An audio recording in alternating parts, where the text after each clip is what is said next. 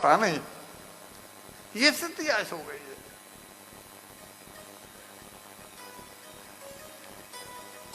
तो अब ये चिंता तो खत्म हो गई कि समाज क्या कहेगा, समाज के लोग क्या कहेंगे। जब ये चिंता खत्म हुई तो अब माँ बाप को घर से निकाल दिया, क्योंकि उसे घर में माँ बाप के भाई हम कहां जाए। इस बात का जवाब मुझे नहीं मालूम, आपको जहां जाना है वहां जाओ, ये घर खाली कर दो। नहीं माने तो धक्के दे के निकाल दिया, चले गए बेचारे। अब कहां गए, ईश्वर जाना। उसको ला करके घर में रख लिया। भैया जितने कामी लोग होते हैं सबसे पहले माँ बाप को ही दूर, उनको किसी का रिस्ट्रिक्शन नहीं चाहिए, टोका टाकी नहीं चाहिए। कबीरदास जी ने ऐसे कपूतों के ऊपर बड़ा कटाक्ष किया है कि जियत बाप से दंगम दंगा, पर जब मर जाए तो मरे बाप पहुंचाए गंगा। तब तो हाड़ों को लेकर के, हड्डियों को लेकर के तो फिर गाड़ी यहां से करेंगे मारुति और ये वो, और बड़े शौक से 10-5 आदमी जाएंगे और वहां पर सोरों में या गंगा जी या नासिक में कहीं भी बड़ा दिखावा करेंगे, बड़ा ये करेंगे वो करेंगे। लेकिन जब तक माँ बाप जीवित हैं तब तक उनके लिए रोटियों का भी ढंग से इंतजाम नहीं। एक निवाला नहीं उतार सकी वो माँ। जब एक 8-10 साल के बच्चे ने आकर के पूछा, माँ आज टीचर कह रही थी कि बच्चे जो देखते हैं वही सीखते हैं, क्या ये बात सत्य है माँ? वो मॉडर्न मम्मी उसको भोजन लेके बैठी थी, साथ में वो भी खा रही थी, उसको भी खिला रही थी। वो स्कूल से लौट के आया था। माँ क्या ये बात सत्य है? निवाला नहीं उतार पाई कि हाँ बेटा ये सत्य है। माँ मैं जो देख रहा हूं वही सीखूंगा, इसका तो अर्थ यही हुआ। हाँ बेटा जो तू देख रहा है वही सीखेगा बड़ा होकर के। थाली को खिसका के बोला, माँ आज के बाद आप दादी से ऊंची आवाज में बात मत करना, पापा से भी कह देना वो दादाजी से ऐसे बात नहीं किया करें रूढ़ तरीके से। क्यों? मैं यही तो सीखूंगा। अभी आपने बोला ना मम्मी, बच्चे जो देखते हैं वो सीखते हैं।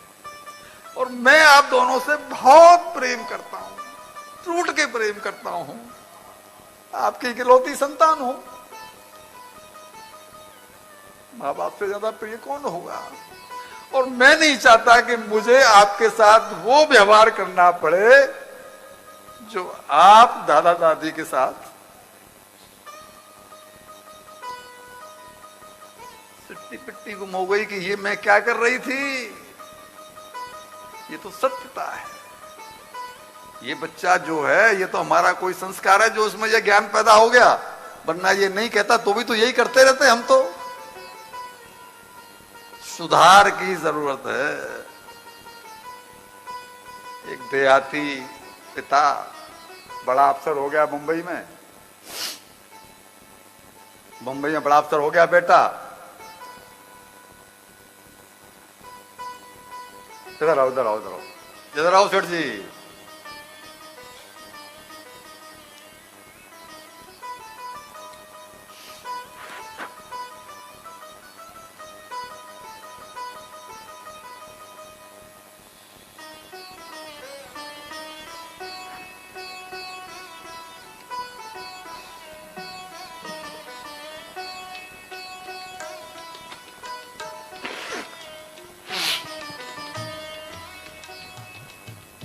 देहात से पत्नी मर गई, अकेला रह गया।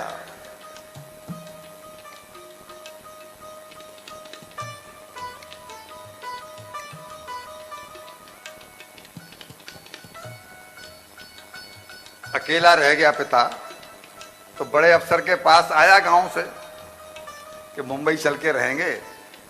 जिस दिन के लिए बेटे को पढ़ा लिखा करके इतना बड़ा किया, अपने हमने कभी भरपेट भोजन नहीं किया, लेकिन उसके लिए हर महीने पेंशन से भेजते रहे। पढ़ के बड़ा अफसर बनेगा तो बुढ़ापे में सुख देगा। मुंबई में आए तो उसकी पत्नी ने उनके साथ 1-2 दिन तक तो व्यवहार ठीक रखा, लेकिन जैसे ही उसे मालूम पड़ गया कि ये तो परमानेंट यहाँ रहने को आए हैं, तो फिर उसने इंग्लिश में बात करना शुरू कर दिया। बोले यहाँ टिकने नहीं देना है। वो समझ गया कि बहू मुझे यहाँ पर पसंद नहीं कर रही है, इसको मैं नहीं रुच रहा हूं। तो बेटे से बोला, बेटा मेरा मन बंबई में नहीं लगता। बात तो छुपानी है ना, खून तो अपना है ना, बात तो छुपानी है। बेटा मेरा मन मुंबई में नहीं लगता, तू मुझे गांव जाने दे। सर्दी का समय था, तो जब वो चलने लगा उसके लिए रिक्शा मंगाया, और जाते समय बेटे ने कहा, पापा सर्दी का समय है, ये ब्लैंकेट लेते जाओ, ये कंबल लेते जाओ, ये कंबल रास्ते में आपके काम आएगा। तो वो जो उसकी पुत्र वधू थी, अपने बेटे की पत्नी, वो अपने पति को डांट के बोली कि आपको कुछ होश तो है नहीं, कुछ जानते तो हो नहीं, पिताजी इतने दुबले पतले से हैं, इनको डबल बेड के कंबल की कहां जरूरत है। तो कैंची लेके आ रहे और उसके 2 टुकड़े,